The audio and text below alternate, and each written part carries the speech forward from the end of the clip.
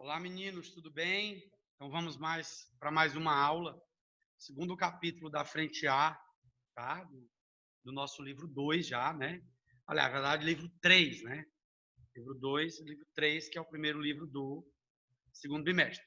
Esse capítulo agora, ele vem introduzindo a parte aí da embriologia. Nós vamos trabalhar tipos de ovos, segmentação, né? E desenvolvimento embrionário. Então, não é uma coisa que nós vamos ter que nos aprofundar muito, até porque geralmente quando cai no vestibular, cai simplesmente para identificação. Então a gente não vai ter por que nos aprofundar muito nesse conteúdo aqui, tá? Então colocar aqui para vocês o material. Então vamos lá. Quando a gente fala de embriologia, a primeira parte da embriologia que nós vamos estudar são os tipos de ovos, né? Todo e qualquer animal ele possui um tipo de ovo. Esse ovo ele é dividido em 4 tipos. E o que caracteriza essa divisão dos ovos? Principalmente a quantidade de vitelo e a distribuição do vitelo. O que é vitelo? Vitelo nada mais é do que alimento, tá? Então, os ovos eles são divididos entre a quantidade de vitelo que eles possuem e a divisão, a localização desse vitelo, tá?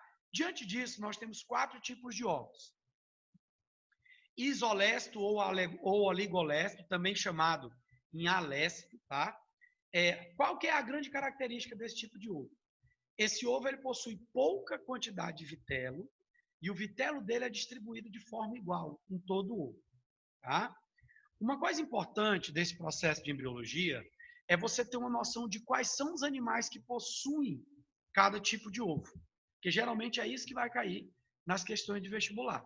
Então, se você pegar os ovos oligolestos, são os ovos com a menor quantidade de vitelo.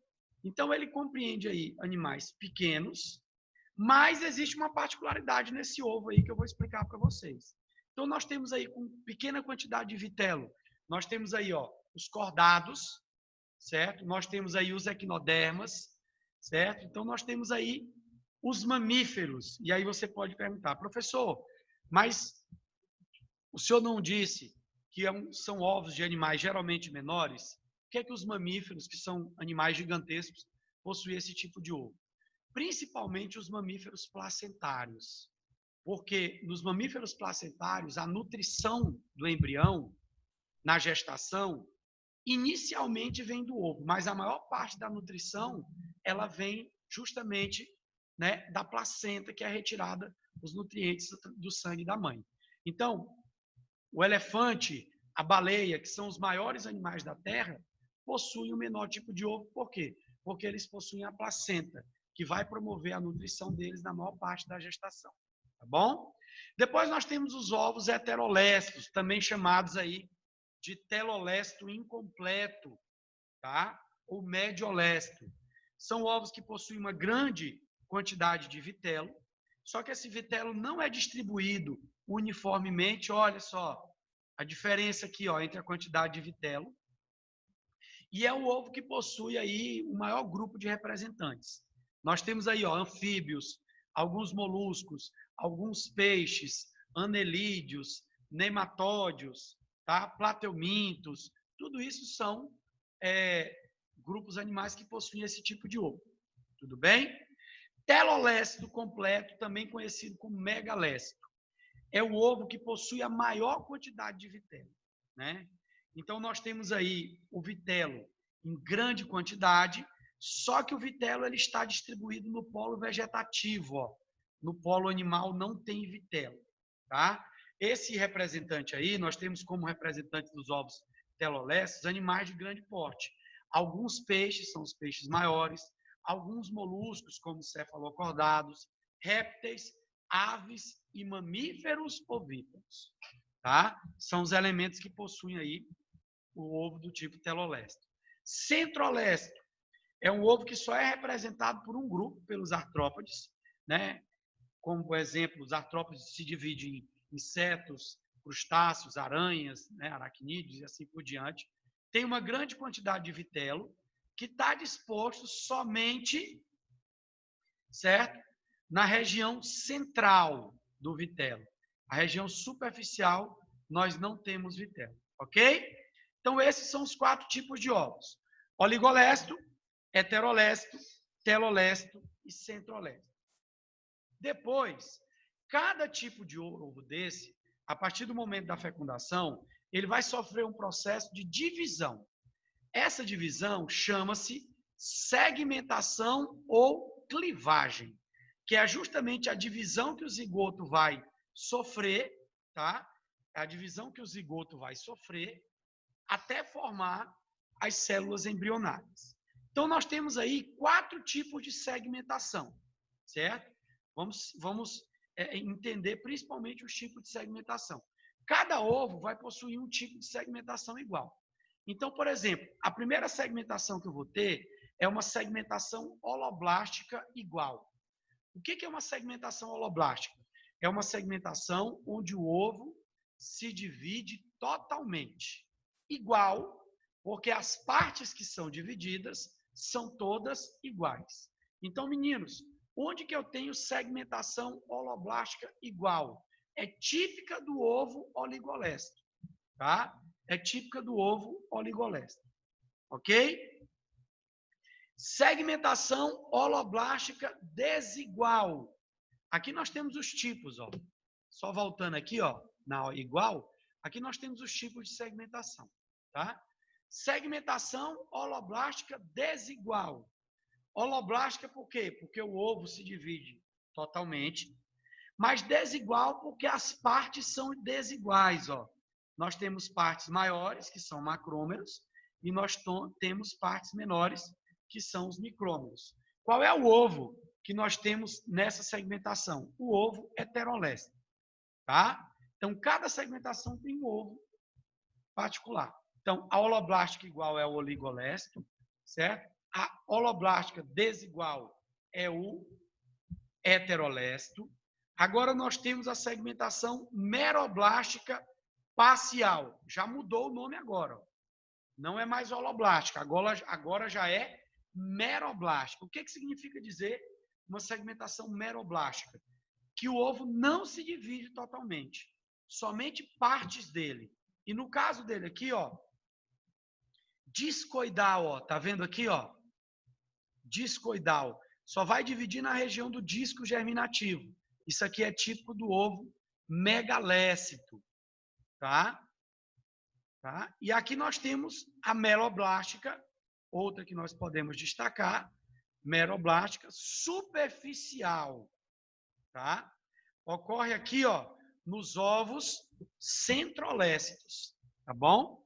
Ou seja, o vitelo que está aqui no meio, ele não se divide, só se divide a parte da superfície. Então, é meroblástica superficial. Então, veja, para cada tipo de ovo, eu tenho uma segmentação. Então, o ovo oligolesto, qual é a segmentação dela? Holoblástica igual. O ovo heterolesto, holoblástica desigual. O ovo telolesto, meroblástica discoidal. E o ovo centrolesto, meroblástica superficial. Ok? Então, aí nós temos os 4 tipos de ovos com os 4 tipos de segmentação. Não tem por que se aprofundar. Você tem que saber o tipo de ovo, o grupo de animal e a segmentação. Então, por exemplo, se ele perguntasse numa prova de vestibular, qual o tipo de segmentação da estrela do mar? A estrela do mar é um equinoderma. O ovo de equinoderma, ele é um ovo oligolesto. Então, a segmentação é holoblástica igual. Tudo bem? Beleza? Bom, depois que o ovo começou a se dividir, ele vai ter um estágio intermediário, né? Após algumas divisões, ele tem um estágio intermediário, e nós vamos começar a estudar o processo de desenvolvimento embrionário agora, com as 2 primeiras fases do desenvolvimento embrionário, que é a blastulação e a gastrulação. Então, depois que ocorreu a fecundação do espermatozoide com o óvulo, certo? Vai formar o zigoto. O zigoto ele vai começar a se dividir até formar um maciço de células, conhecido como mórula, tá? A mórula não faz parte ainda do desenvolvimento embrionário propriamente dito, tá? A mórula, ela é um maciço de células Mas ela tem uma característica. É justamente na mórula que começa a produção das primeiras células-tronco do embrião. Depois, a mórula ela vai se reorganizar, certo? As células vão se reorganizar. No interior, vai acontecer a formação de uma cavidade cheia de líquido, chamada de blastocele, e uma camada de célula superficial, conhecida como blastoderme. A partir daí, nós temos uma estrutura chamada de blástula. E aí sim, nós temos o primeiro estágio do desenvolvimento embrionário. Então, a mórula se reorganiza, forma uma cavidade, né? Forma uma cavidade interna. Essa cavidade interna, ela se enche de líquido, forma-se uma membrana de células externa, chamada de blastoderme, e aí nós temos aí a blástula, que é a primeira parte do desenvolvimento embrionário, tá? Bom, nós temos aqui alguns exemplos, mas a blástula também é considerado a primeira fase embrionária de um mamífero, ou seja, a partir do momento da blastulação, o embrião já é vivo, certo? O embrião já é vivo. E a partir daí você não pode mais manipular as células embrionárias, certo? Até porque, qual que é a grande característica da blástula? É justamente na blástula que forma-se as células-tronco embrionárias, que são aquelas células-tronco com maior poder de divisão, tá? Porém, não se pode utilizar essas células-tronco como pesquisa, por quê? Porque a partir do momento que chegou na fase de blástula, já é reconhecido como um organismo vivo. Tanto é que ele é chamado de blastocisto, que nada mais é do que o embrião humano. Tá? Então, a partir da blastulação, certo? Nós temos a formação do blastocisto, e aí esse blastocisto ele não pode ser mais manipulado, com o intuito de retirar as células-tronco, que são as mais poderosas, tá? E aí já é considerado um ser vivo. O nosso blastocisto ele tem células externas, conhecidas como trofoblastos, vai dar origem aos anexos embrionários, e as células internas, conhecidas como os embrioblastos, que vai dar origem aos folhetos embrionários. Tudo bem? Bom, depois da blastulação, o segundo estágio de desenvolvimento embrionário é a gastrulação. A blástula, ela vai se contorcer, sofrer uma invaginação e vai formar uma estrutura mais ou menos com, né, a forma de uma ferradura. Aqui nós temos algumas características, que é o que vocês têm que saber, né, que é o que acontece na gastrulação. Primeiro, forma-se o blastóporo. O blastóporo, ele é uma cavidade que vai dar origem ou à boca ou ao ânus. Se o blastóporo der origem à boca, os animais vão ser protostômios. Se o blastóporo der origem ao ânus, os animais vão ser deuterostômios. Quando a gente estudar zoologia, vai ficar mais fácil o entendimento, né? Porque vai acontecer, digamos assim, análise de um animal como protostômio ou deuterostômio. Bom, continuando, desculpa, tá?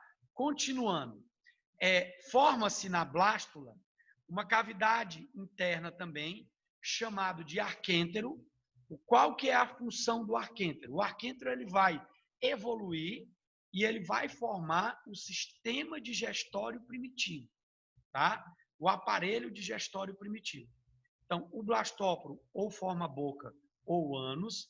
O arquêntero vai formar o sistema digestório primitivo, tá?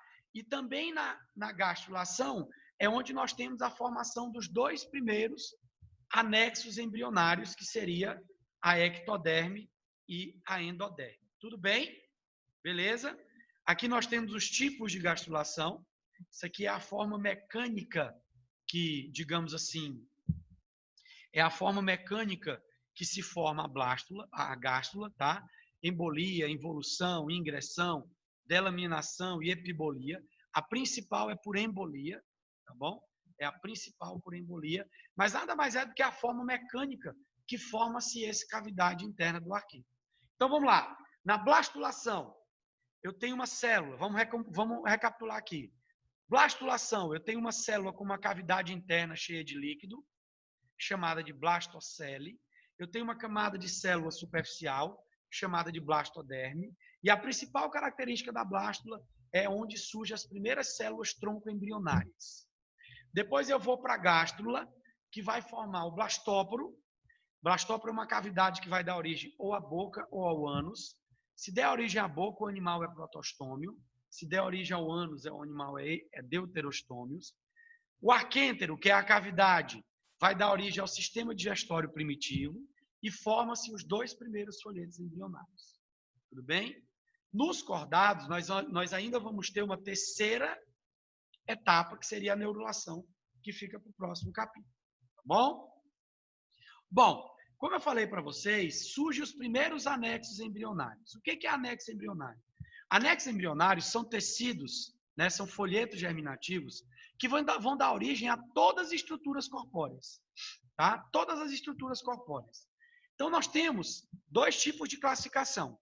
Os animais, eles podem ser diblásticos, quando eles possuem 2 folhetos, endoderme e ectoderme, ou eles podem ser triblásticos, quando eles possuem 3 folhetos, endoderme, mesoderme e ectoderme. Tá? O que eu vou explicar para vocês não é uma regra, mas é uma coisa que facilitaria muito vocês, na hora da prova, saber se uma estrutura derivou da ectoderme, da mesoderme ou da endoderme. Veja só, a ectoderme, o termo ecto, vem de fora. A ectoderme, ela forma o que temos mais por fora do nosso corpo. Epiderme, pelos, unhas, glândulas sudoríparas, glândulas sebáceas e o sistema nervoso. É por isso que a ectoderme é o que mais cai no vestibular. Então, por exemplo, sistema nervoso central que eu estou falando é cérebro, cerebelo, medula espinhal. Então, as questões caem mais ou menos assim, ó. Uma gestante foi fazer uma radiografia, né, e a radiação afetou a ectoderme do bebê. Quais os tecidos poderiam sofrer problemas? Os mais externos e o que for analisado de sistema nervoso central. Tá bom? Mesoderme, o nome meso significa meio. Geralmente é o que nós temos no meio do corpo, no sentido abaixo da superfície. Músculos, ossos, sistema cardiovascular, coração, vaso sanguíneo, sangue, bexiga, vias urinárias, derme, tá? Então, é basicamente isso. Endo é o que nós temos mais dentro do nosso corpo. Então, a endoderme, ela forma tudo do tubo digestivo, né? O que está associado como glândulas salivares, pâncreas, fígado, glândulas estomacais, pulmões, tá bom? Então, seriam mais ou menos isso, né? O macetezinho para que vocês tenham uma noção, lógico, tenham uma noção do que cada folheto origina, tudo bem? Diante disso, nós também temos a classificação em relação a uma cavidade corpórea, chamada de celoma. Então, existem animais acelomados, sem a cavidade, pseudocelomados, com a cavidade, porém essa cavidade ela é incompleta, né? Porque essa cavidade tem que ser revestida 2 vezes pela mesoderme. Tá? Os pseudocelomados só tem um exemplar, que são os nematódios, e os celomados, que são os que possuem uma cavidade completa. Depois, ao longo da zoologia, nós vamos entender mais ou menos isso. Tudo bem? Beleza, meninos? Ok? Encerramos nossa aula de hoje. Fique para a próxima. Um grande beijo. Até mais.